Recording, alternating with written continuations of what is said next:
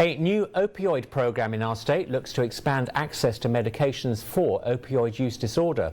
As Hunter Phipps reports, these life-saving medications are underused by ER clinicians when treating a person who has overdosed. It's a familiar scene people in parts of Yakima and cities across Washington are far too familiar with.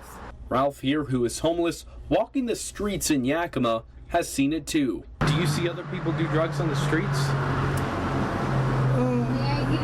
Sometimes.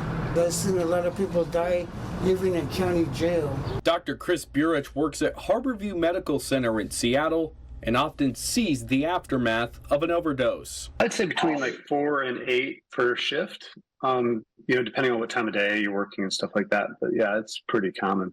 That's why a new program, Scala Northwest, was formed, aiming to expand access to medications that treat people with opioid use disorder. According to the CDC, Washington was one of 15 states to see an increase in overdose deaths within a 12-month period and had the 4th highest projected rise, above 27.5%. The National Library of Medicine published a study that found only 1 in 12 emergency department visits resulted in the prescription of naloxone and buprenorphine. We want that to be higher. We want that to be available for anyone who comes to the emergency department. Dr. Burich says the underusage may be a result of past stigma of the drugs. It was so tightly regulated by the FDA for so long that it feels to providers like it's somehow dangerous or mysterious or difficult, when in fact it's not. That's why the program is aiming to give ER clinicians the tools they need to be informed and help treat patients with these life-saving drugs.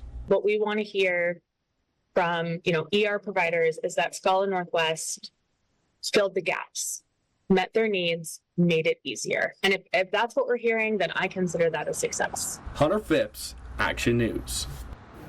Thanks so much, Hunter. Well, the program is now available for all hospitals across Washington to get 24/7 consultation along with educational resources for patients and providers.